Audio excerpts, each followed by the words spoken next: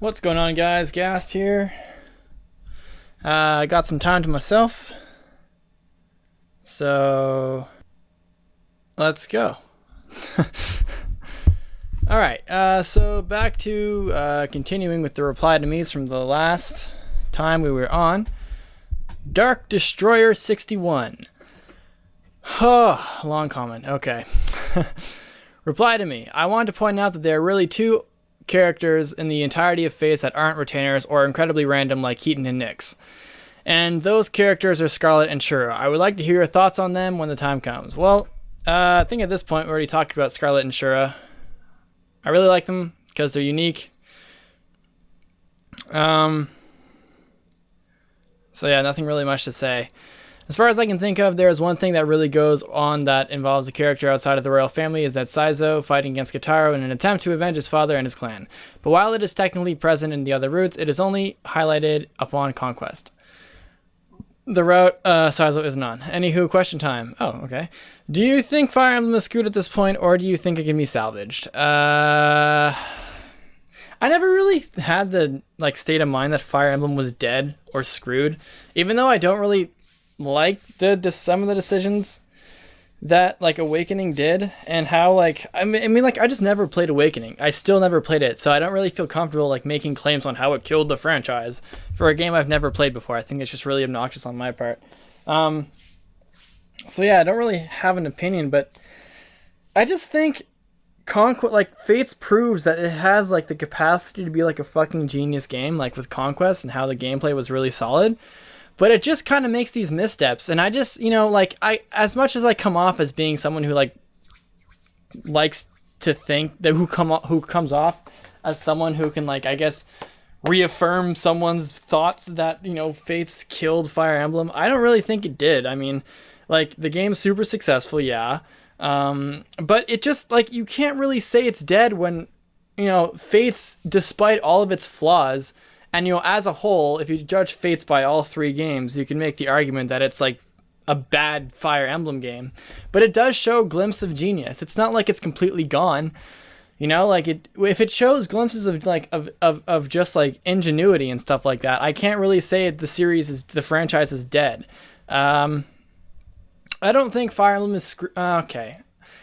It's a tough call because, there's definitely things that will lead Fire Emblem in a bad direction if they're continuing, I think.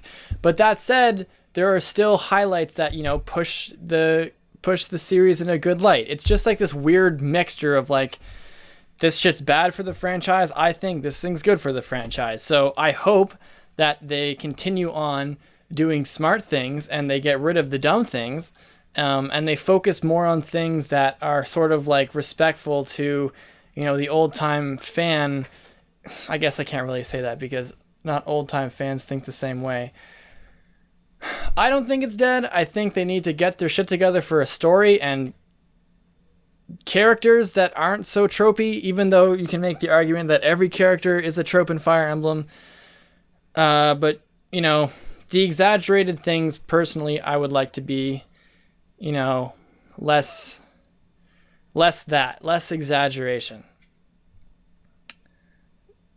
Yeah. It's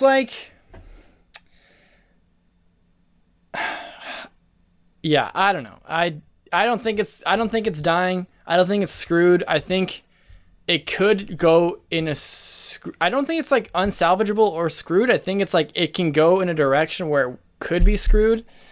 But if it kind of is self-aware and is aware of its mistakes and its missteps, then maybe in FE15 it will, correct itself and, be smart, I guess. I thought Awakening was okay, but it fell flat when compared to other games in the series. I was surprised by Fates because I feel that Intelligent Systems realized some of their mistakes from Awakening and worked very hard to try to fix that. Yeah, I mean, they did. They worked. I mean, it takes effort to unbreak their broken pair up, which apparently was super broken in Awakening. However, I feel that they took several steps forward and a few steps back. Exactly like how I'm thinking. I think that they are improving their mistakes, but so I think we're on the same page here. As far as thoughts of you go, well, I thought you were a bit childish when it came to Mr. Entonen's comments during Mengs' LP of Bloodlines. You seemed like you could not handle criticism at all. Since then, you seem to have improved. As far as I mean, I think I can handle criticism, but like at the time, I don't really want to talk about this because I don't want to like me and Antonin are like really good. We're really close friends now, ironically. Me and him are really, I like to think, me and him speak on the regular now. We're good friends. We talk with Meng. We did some plays, some Awakening playthroughs together. And he's really down to earth and he's really cool. He's one of my really good friends now. I talk to him ironically about Bloodlines often, and he helps me like flesh out the story and stuff. There's definitely like things that he suggested that I definitely hung on to. And like that shit's so in the past. Like that was a year ago. Now like we've completely sort of like put that past us, and now we're just really tight. We're really good friends. As far as commentary goes, some of it is extremely obnoxious and some of it is very insightful, but that is true with many people. Despite how bad I think you can be sometimes, I clearly think you are good overall if I look forward to what happens in your playthrough of Gaiden and TRS, and most importantly, listening to some random nerd on the internet spend 3.5 hours in one video talking about a video game.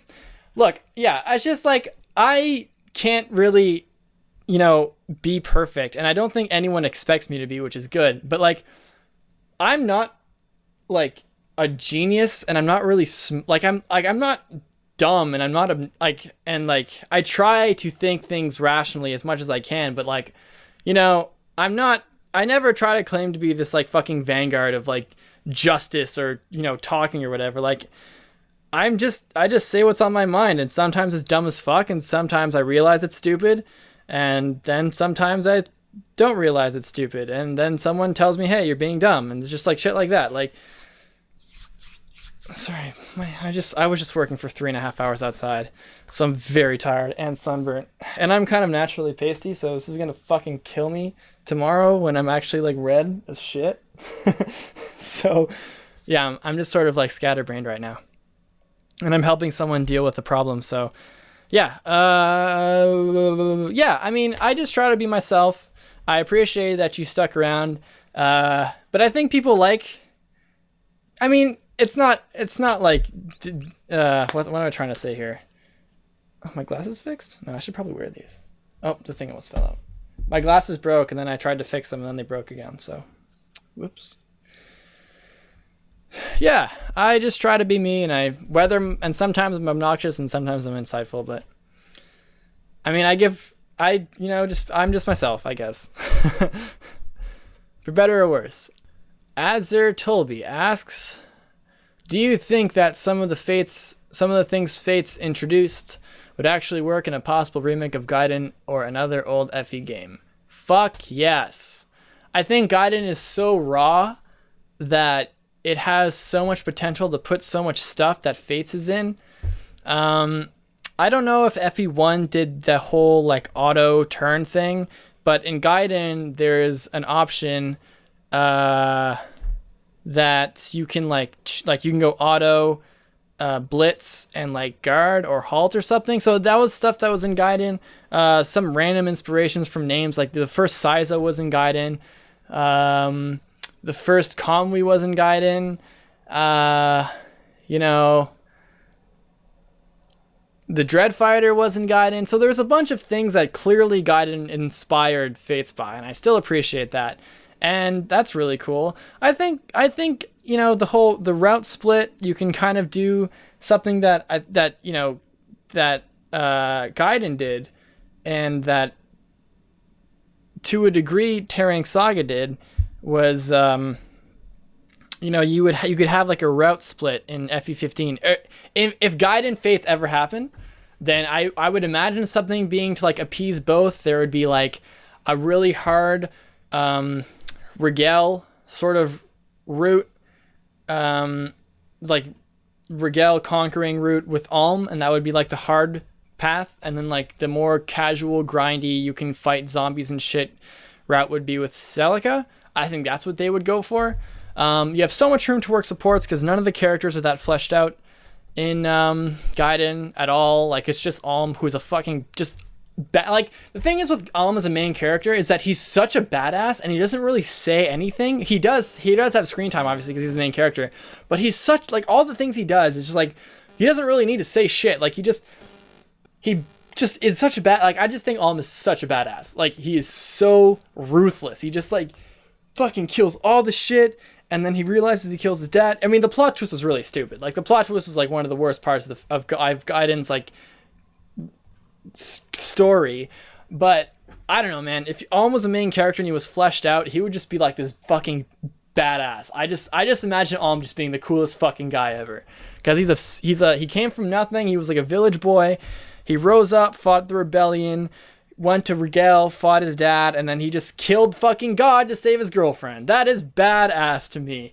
It's so, like, it's such a cliche story, but, like, man, fuck, it was cool. I know this looks like a silly question, but what is your favorite critical animation in Fates? Ooh, good question. Favorite critical animation? I don't know. Oh, the blacksmith, because Fuga does like a cyclone thing as a blacksmith, and that was badass. Reply to me. Silver-haired Freak 25 asks, oh man, big ol' question here. I just have to say, you're awesome for doing these podcasts specifically dedicated to replying to people in the comments. Really shows how you have a dedication to the people who take time out of their day to watch your content. Thank you. I see the blooming of a community around your channel. The best YouTube channels, in my opinion, have a community where people know the YouTuber and their regulars in the comments. Well, but I digress. Well, I really appreciate that. I have a few questions about Fates and the direction FE is heading as a whole, as you might expect. Number 1. What are your thoughts on the whole capture mechanic and being able to recruit generics to fight on your side? I think it's sweet. I really like the idea. I think everything about it's fine to me. Although I guess it's a good use of materials because if you can just bribe them. I guess that's fine. I don't really know what else you can do, nor that I really would put any time into thinking on what you could do alternatively. I think it's fine. I really like it. I think obviously it kind of shatters the story because, hey, you're fighting Hoshtins and you're recruiting them and stuff, or I guess the other way around. But you know, those are sacrifices you have to make for the gameplay mechanic, and I honestly don't really think that's much of a big deal, because I just find the mechanic really fun. Capturing it gives Niles some spotlight, you know, makes him useful, makes Orochi, I guess, useful. I still never used her, even in Revelations. I just stuck to Niles. I really like the mechanic. I think it would be cool to make it a comeback. And I guess if they wanted extra polish, they could give like a mini backstory to the capturable bosses at the very least, or even an improvement would be giving them critical cut-ins or actual voice acting, instead of just generic voice acting. But still, it was really fun to use, and Gazaka is fucking the best. Number 2, if the next game was written like Fates in the sense that my unit was the main character, how does the idea of having the ability to choose the avatar's responses from a set list a la Mass Effect sound? The options could be ranging in tone, anywhere from wise to diligent to unsure to wavering, just downright snarky and asshole-ish. Do you think this could improve the possibility of a good story? I don't know. I think it would be very helpful to give the avatar decisions, because that would make it seem like it's actually you. But that said, I really don't think, you know, it's just, I don't like the idea. Oh, I just think I wrecked that. No, I just knocked over my mic, but we're fine, I think. Yeah. It would definitely help for sure. I don't see how it wouldn't. You'd have to have a bunch of fucking possibilities. And if it changed the format of the story, which I don't really think Fates or Fire Emblem would really put that much emphasis on a story that much, I think it would be the most surprising thing ever if they actually made branching decisions that actually led to something. I really don't think they'll ever do that because, you know, Fates or Fire Emblem stories have always been like by the book and really standard and tropey and stuff. Like, oh, save the princess. Oh, fucking kill the dragon or some shit. Like, it's been sort of, and it's sort of been pretty standard. And I've always felt that, you know, the characters make the stories of Fire Emblem and they make them memorable. Because the stories are just sort of kind of they're sort of like the vehicle for how the characters interact and, you know, react to certain things and shit. Like, I don't know if that made sense, but I don't really think it's possible. I think it would be dope as shit. I don't really think it would, though. I don't think it would ever happen. It would definitely improve the story, but I don't really think you need that for the My Unit thing to make a good character. I think what's more important is just making him more likable and more human than Corrin, because I feel like Corrin just isn't much of a human character, because he makes decisions and he says things and people act in ways around him that I don't really feel are very realistic or human, which is things I don't like. Especially in like Revelations, where it's like Ryoma and Xander are like finishing each other's sentences, and I get that they're supposed to be like sort of mirroring off each other, but that just seems really cheesy to me. Like at the very end of the cutscene with like the thing where they're like all together in the ending CGI cutscene and they're all like, "We are here for you," or something like that at the end. And I was like, really? You would really say that at the exact same time? Like, how fucking formulated and cheesy is that? It just seems like such a cliche. I just want a main character that doesn't, you know, change the whole behavior of everyone around him, like, into some cheesy losers like they did in Revelations. That's what I want. And the power of friendship could not save the main character from the dead. That was annoying as fuck, happening twice. I didn't like Revelations that much. Okay, number 3. This leans more towards Revelations than Conquest, but I feel one of the biggest flaws of the story revolves around the invisible soldiers Anankos and Vala. I'm quoting a comment made in I'm stealing, that was in Strike-Throughs, quoting a comment made in Mangs' Birthright videos.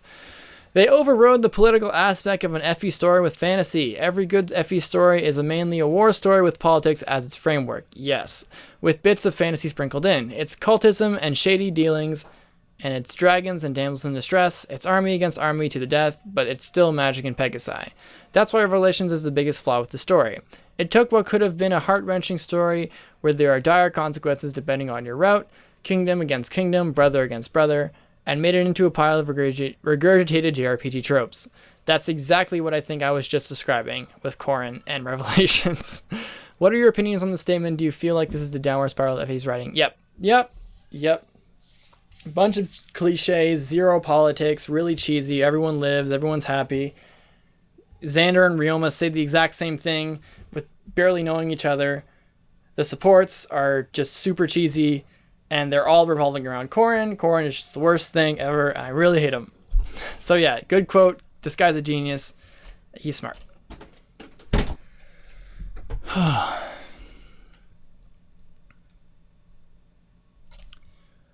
Reply to me, asks, or Panito Tragatines. Reply to me if you want. How would you improve the support system to make it more interesting? I feel that since you can have multiple supports, characters that develop don't really develop, and as a result, the convos always end weird. Also, I'm not sure if you feel doing this since it's more work, but could you put a picture of the map that you're explaining with your strategy for it?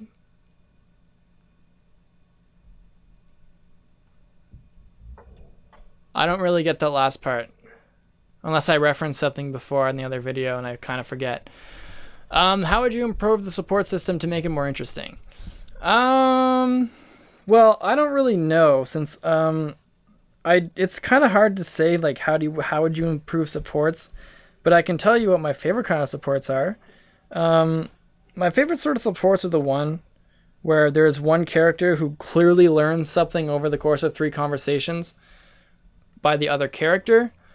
And I think one of my favorite instances of this is in any of Dwessel's supports in FE8. I feel like if you want to know how good supports are made, you look at Dwessel's supports, because all of his supports are dealing with him and just it's either him like getting someone to develop and learn something from themselves at the end of their A support, or he's learning off someone else. One of my favorite ones, that was weird, I can't really recall off the top of my head, but there was one, and I think it's the Ephraim one, where, you know, Dwessel is like dwelling with this guilt he has throughout the first conversation or two.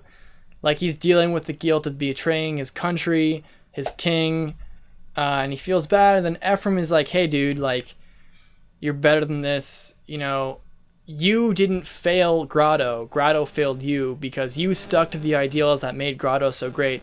Whereas Grotto itself sort of floundered and sort of changed their ways. And it was sort of those things where, like, at the end of that support conversation, Dwessel clearly becomes a better person.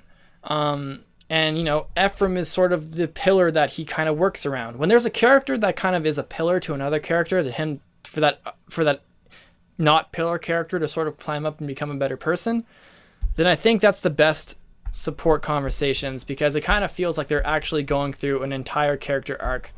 And I think that's what makes supports really great, is when there's a character who bounces off another character. And, you know, sometimes both characters improve on their own.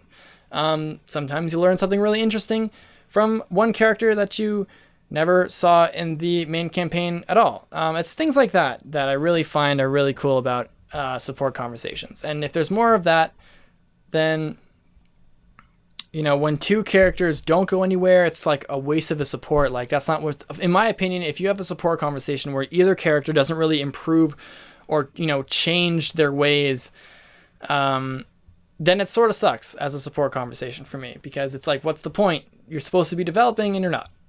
That's how I want to see supports. But,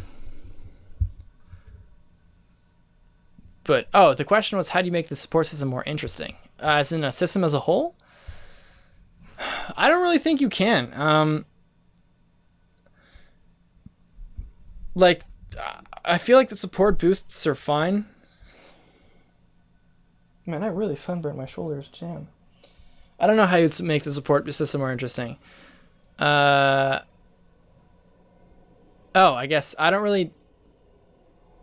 I think I might have answered your question. I'm not sure. But when there's supports where there's a character who clearly develops and makes himself better than before, that's my kind of support conversation. The Only One 609 asks, now that you have a 3DS, will you ever play Awakening? Yeah, I have no idea. If I have the time, which I probably don't, because I have so much stuff on my plate, I don't really feel like playing Awakening. So yeah, who knows. Also, how do you feel about the 3 retainers that are from the Awakening universe that appear in Conquest as retainers? Personally, after playing Awakening, I love seeing them again, but I know a lot of people didn't. I haven't played, I don't know the story behind them, so I'm not really sure how I feel. I didn't use them at all either, so GG. King Vegetarian, do you plan on playing Tokyo Mirage Sessions? I haven't, and honestly, the Fire Emblem aspect is a complete afterthought, so it's pretty disappointing so far for me. I heard that it was not really Fire Emblem at all, and it was just like their transformations were Fire Emblem inspired, but the game itself has nothing really to do with Fire Emblem. I never really plan on playing it, so yeah, probably not. I think I'm going to do 2 more because people are coming in now and they're probably going to need me soon. In response to the Gam Tails Prowess asks, reply to me. In response to the Avatar thing, it does kind of ruin the story. I feel somewhat as though FE7 was the only game that did avatars right. Even though Mark the Tactician wasn't much of an avatar, Mark still works better because he wasn't the focus as opposed to Corrin. I know FE12 had Chris, but I've heard mixed feelings about Chris as my unit. I'll have to see for myself because I heard FE12 was pretty fun. So yeah, I don't know. I don't really like avatars that much. I feel like the track record for avatars just seems bad. I feel like if there was a good game, a Fire Emblem game that did avatars well, there would definitely be more references to it. But since Fire Emblem 12's avatar is kind of mixed, I don't really know. And FE7's avatar was just kind of weird. You could kind of cut it out from the game and nothing would really make a difference, but it wasn't really egregious at all. Like, the story didn't really mention him whatsoever. It was a nice kind of way to, bring first-time Westerners to the franchise, I suppose. That was kind of neat. I think it worked with Lin mode pretty well. It's like, hey, welcome to the Fire Emblem universe. I know you've never seen this before in your life, so here's how it works. That kind of thing was pretty cool. Also, if you could bring back one feature from any pre-3DS game to a 3DS game, what would it be? I'm not sure. I guess rescuing? But then I guess he'd have to bring Khan back. I don't know. I feel like I have to play the old games again. I want to see what, the non-localized games did, to see what sort of things they never brought back. Because I don't really know what I'd like them to bring back. I really like Shove a lot. Shove was really cool. I know they have it as a skill, but I thought Shove was so much fun to use in Tellius. I don't know why. It just felt so fun to just shove people around and like shoving enemies for more space. I think as a skill, I've never used it as a skill, so I couldn't really tell you, but I really like using Shove. I thought it was so fun. Just because it was so fun to shove people around. Shove as a normal skill would be cool. As just a normal thing you could do in the command menu. Like in Tellius would be dope. Yeah. Or, commanding your army, like in Radiant Dawn, how that was more of a focus than in Path of Radiance. That was fun. There were instances where I thought that was pretty interesting to use. I can't really remember Radiant Dawn that much. I really have to play that game over again. So yeah, that's my thoughts, because I don't really know. I guess I would bring Shove back. Shove, I know no one thinks the exact same thing, but I personally think Shove is a fun as fuck skill to use. And I'm actually going to cut it there because I'm just at half an hour of raw footage. And I like these reply to me's being short and sweet. I don't really have time to do like a full out thing. I'm super exhausted and I feel like my answers are really dumb. So next time I will cover another maybe 5 or 6 questions when I'm by myself and not having responsibilities with the family. So pretty much when I get back to my apartment in a week or so. So I'm Gas. Please leave a like. That was a big slur of words. I'm Gas. Please leave a like and comment, and I'll get back to you as soon as I can. Deuces.